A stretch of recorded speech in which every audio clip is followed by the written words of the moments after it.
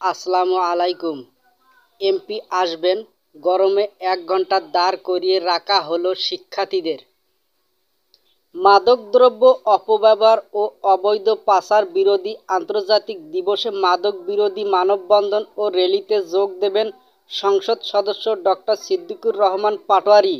তবে তিনি সঠিক সময়ে উপস্থিত না হওয়ায় ১ ঘণ্টা রোদে দাঁড়িয়ে থাকতে দেখা যায়। অনুষ্ঠানে যোগ দিতে আসা স্কুলের শিক্ষার্থী, শিক্ষক, সাংবাদিকসহ সবাইকে।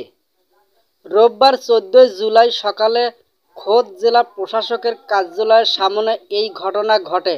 জানা গেছে, রোববার সকালে মাদকদ্রব্য অপব্যবহার ও অবৈধ পাচার বিরোধী আন্তর্জাতিক দিবস উপলক্ষে মাদক বিরোধী মানববন্ধন ও র্যালির আয়োজন করে জেলা প্রশাসন ও মাদকদ্রব্য নিয়ন্ত্রণ অধিদপ্তর। সেখানে যোগ দিতে জেলা শহরের বিভিন্ন শিক্ষা প্রতিষ্ঠান থেকে শিক্ষার্থীরা আসেন। অনুষ্ঠান সূচি অনুযায়ী ৮:৩০টার মধ্যে সবাই উপস্থিত হয়। মানববন্ধন শেষে ৮ ঘণ্টা ৪৫ মিনিটের র্যালি হওয়ার কথা থাকলেও প্রধান অতিথি নাটোর ৪ আসনের সংসদ সদস্য ডক্টর সিদ্দিকুর রহমান পাটোয়ারি না আসায় তীব্র রোদে ১ ঘণ্টা মানববন্ধনে দাঁড়িয়ে থাকা শিক্ষার্থীরা এক পর্যায়ে দাঁড়িয়ে থাকতে না পেরে জেলা প্রশাসকের কার্যালয়ের বারান্দায় গিয়ে অবস্থান নেন।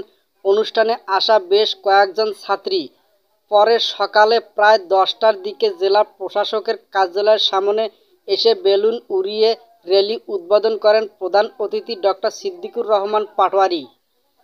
অভিভাবক ও সচেতন মহল প্রশ্ন তুলেছেন, গরমে যেখানে দুর্বিষহ অবস্থা, সেখানে শিক্ষার্থীদের তীব্র রোদে দাঁড় করিয়ে রাখার যৌক্তিকতা কতটুকু? দীঘাপতিয়া পিএন উচ্চ বিদ্যালয়ের ছাত্রী প্রিয়ন্তী কর্মকার বলেন, স্কুল থেকে এখানে আসছি, প্রচণ্ড গরমে খুব কষ্ট হচ্ছে, তাই এখানে এসে বসেছি। একই বিদ্যালয়ের আরেক ছাত্রী বলেন, মাইকে বলেছে প্রধান অতিথি এলে র্যালি শুরু হবে, অনেকক্ষণ হলো এখনও আসেননি। প্লাবন নামে আরেক শিক্ষার্থী বলেন, সকাল ৮টায় এখানে এসেছি, ১.৫ ঘণ্টা ধরে দাঁড়িয়ে আছি, প্রচুর রোদ, তবুও দাঁড়িয়ে আছি, কিন্তু প্রধান অতিথি আসেনি। গণমাধ্যম কর্মী সোহেল রানা বলেন, প্রোগ্রাম কভার করতে সকাল ৮টা ২০ মিনিটে এসেছি, এখানে ৯:৩০ বাজলেও এমপি মহোদয় আসেননি। গরমে এমন অবস্থায় যেন মাথা ঘুরে পড়ে যায়। দায়িত্বশীলদের প্রোগ্রামের সময় মেনটেন করা দরকার বলে মনে করি। সুশাসনের জন্য নাগরিক সুজনের নাটোর জেলা কমিটির যুগ্ম সাধারণ সম্পাদক বুলবুল আহমেদ বলেন, এ ধরনের অনুষ্ঠানে শিক্ষার্থীদের নিয়ে এসে দাঁড় করিয়ে রেখে চরম অন্যায় করেছেন সংশ্লিষ্ট দপ্তরের কর্মকর্তারা। শিক্ষার্থীদের এভাবে দাঁড় করানো আদালতের নিষেধ আছে।